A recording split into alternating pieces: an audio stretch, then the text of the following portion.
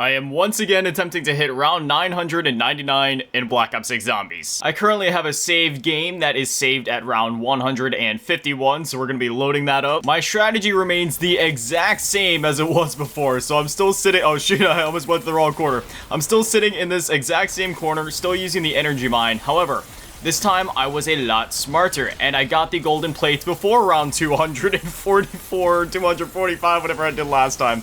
I got them back around, like, round 20, I want to say. Those have been a huge help, because I haven't had to be, like, you know, intermittently inserting armor plates in between ice staff shots, so it's been a lot less to manage. It's been a lot easier that way.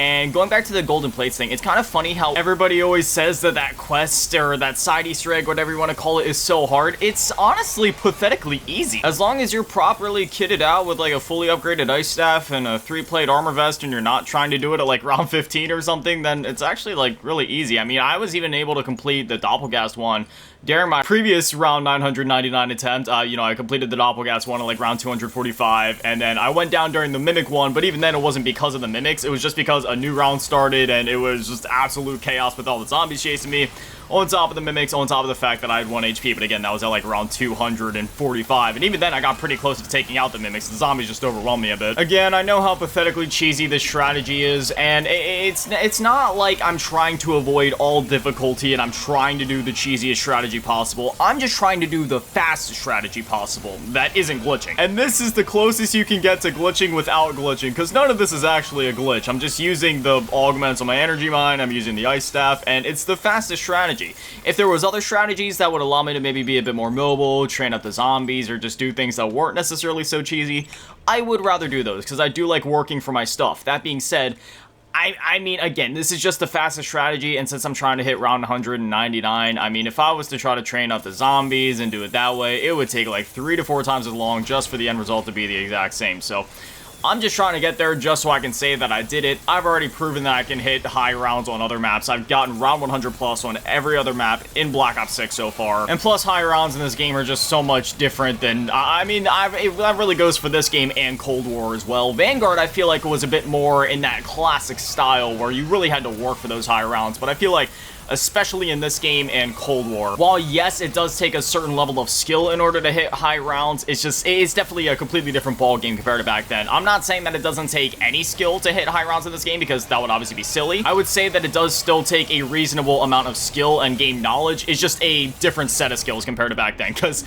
don't get me wrong, you know, as a classic Zombies player, it's easy for anybody to get caught up in the, oh, back in my day, you know, things were harder, we had to work for this stuff. Like, come on, man. Yeah, I mean, you've seen like the round 10,000 pluses on Shinonuma and World of War. Like, let's not get ahead of ourselves here. Keeping the one door closed on Shadows of Evil and just training in that one spot, but by like, where you would go to activate the Boxer's ritual, like keeping that door closed and sitting there with the Apothecary Servant. Like, come on, let's not get ahead of ourselves here. That's not much better than this. Oh, how about all of the Black Ops 4 high rounds, which I know is a bit less like classic Zombies, but I still consider BO4 to be classic Zombies, at least comparatively speaking to this new era where you have like sword streaks and all this stuff.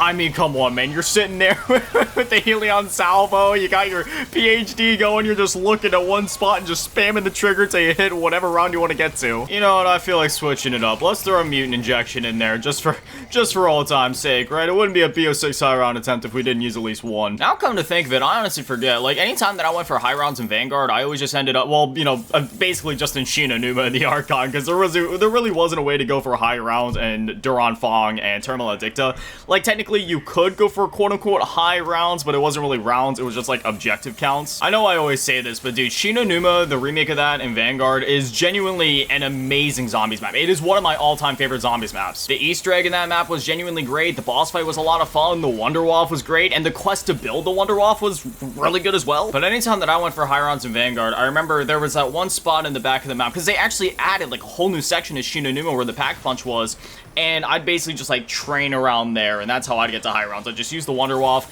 I don't know what other people did. I don't know if there was still like score streak spam in that game, because obviously there wasn't like chopper gunners or anything like that. I know there was like war machines and death machines and such, but I mean, that's not exactly the same thing, and the Wonderwaffe was already really good in that map. I mean, even when it came to taking out the special enemy Zabala, you know, the chick with the 3 heads, you just shoot her in the head once with the Wonderwaffe, and that was it. I will say, I kind of have been aiming this in the wrong spot. I gotta aim it out here a little bit more. I gotta aim it so then the Energy Mine and the Ice Staff kind of catch them right before they get to me. I apologize if you see me do that thing that I do a lot in this video with, like, my eyebrows where I look up. It's one of those weird things for me where, like, looking up and kind of doing my eyebrow dances just helps me think and articulate what I'm trying to say.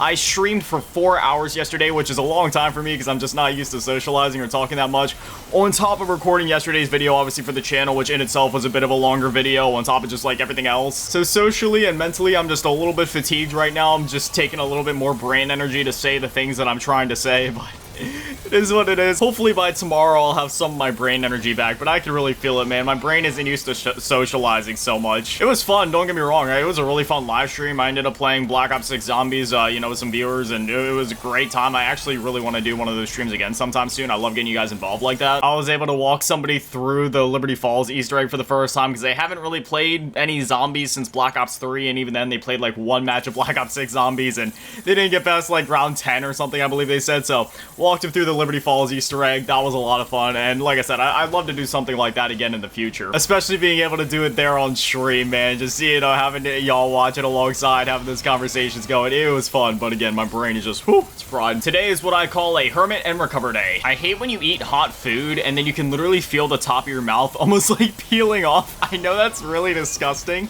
but last night that happened after I ate like one of my microwave beef and bean burritos, because fun fact about me, I refuse to cook. It just takes too much time. I'm not wasting my life standing in front of a stove or an oven just waiting for it to get done. I just pop it in the microwave, just let it get done. Even though when I bit into it, it didn't even feel hot. Like, it didn't burn my mouth or anything. For some reason, after I finished eating, I guess it was just hot enough to where it wasn't enough to make me feel any sort of physical discomfort, just because I have a really high heat tolerance, not just necessarily in terms of spice, but just like genuine temperature as well. But afterwards, I started to get that feeling, and even today, I have that weird, like, scabby feel, and not necessarily scabby, I don't know how to explain it. It's like really sensitive, kind of dry in a way. I just kind of have that going at the roof of my mouth, so that's a thing. That's fun. I'm getting addicted to those very specific type of roguelikes and roguelites again, like Brotato and Vampire Survivors and such. On yesterday morning stream, because I streamed twice yesterday, it was for a total of 4 hours. The first one was like an hour and a half. I played a bit of Brotato and Vampire Survivors, and then in last night's video, since Black Ops 6 on PC wasn't working, well, more specifically, the Xbox app wasn't working, which I rely on the Xbox app to play Black Ops 6 on PC, because that's how I bought the game on PC. But I ended up playing Brotato in last night's video as well, and I went back to watch some of it, and man, I had a bad case of the in last night's video. It was like, yeah, I think I'll get that skill, I have a bad habit of that when I'm looking at something, like when I'm trying to decide between two things. I'm one of those type of guys, and I'm ashamed to admit it. I'm pretty good at about not saying the out loud. It just kind of came out last night because, you know, I was, you know, obviously recording the video and commentating, but at least mentally, I'm one of those guys where I'll just kind of sit there and stare at something for a while, and even if I'm not out loud, you know, I'm gonna be annoying, be like, in my mind, I'm still going, I'm not gonna lie, I've been having a lot of fun walking noobs through Easter eggs in BO6 Zombies. This morning on my PS5, for example, I booted up a match of Directed Mode Citadel Del Mor just to see if anybody was in there, and yeah, there was a couple of noobs. The one noob got frustrated because he couldn't figure out the void puzzle, so he just ended up leaving, which was kind of stupid. Then there was another player in there that clearly knew what he was doing, but I guess he was in there to maybe try and do the same thing as I was, and maybe just walk some other people through the egg. And then there was another person that I'm pretty sure hasn't done the Easter egg before, but still at least seems somewhat competent at Call of Duty or just zombies or whatever. So, you know, it was a pretty fun time. We got through with very little problem, as you would expect in directed mode, since it's capped at round 15. I'll be very interested to see how things go once the directed mode releases for the tomb, man, because even capped at round 15, man, if those doppelgangers are still one-hitting you, I mean, I'm not gonna lie, the tomb is definitely my least completed Easter egg in Black Ops 6 Zombies, just because I dread that boss fight so much.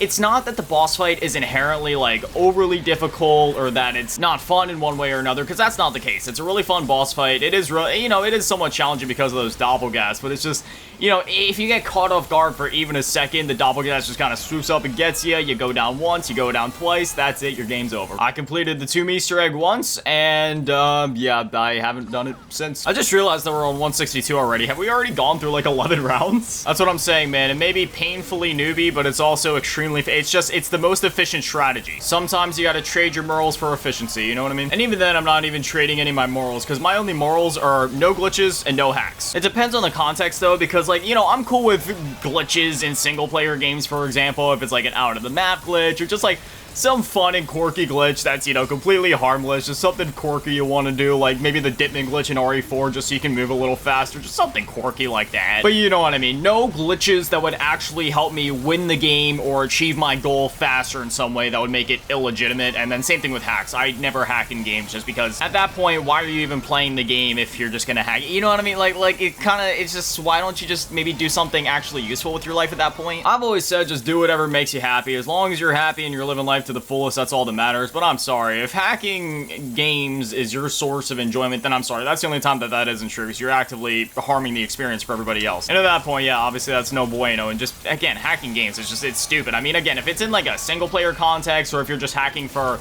you know, I like fun or learning purposes, but it's not in a multiplayer environment, I don't see anything wrong with that. Or if you're modding a game, for example, but you have the consent of everybody that you're playing with to activate those mods, or if you're doing it single player, again, I mean, modding and hacking are two completely different things, but, you know, I'm cool with stuff like that. Lord knows the amount of modded lobbies I got into back in the day in Black Ops 2, World of War Zombies especially, oh my goodness.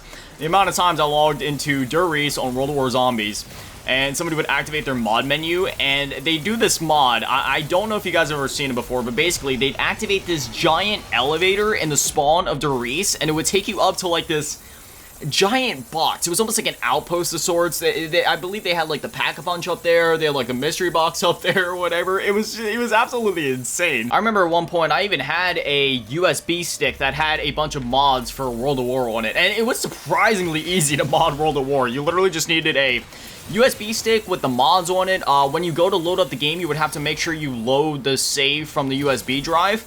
And then after that, that was it. You could go into a game of zombies. As long as you were hosting, you could activate the mods. And then otherwise, if you go into a single player game, you could activate the mods there. And it was so much fun. I remember doing a bunch of quirky stuff, you know, like messing with the FOV and cranking it up to like some obscene number to where like you were literally, it wasn't even just like, you know, a normal Call of Duty FOV. We're talking, because right now I'm playing a 120 FOV.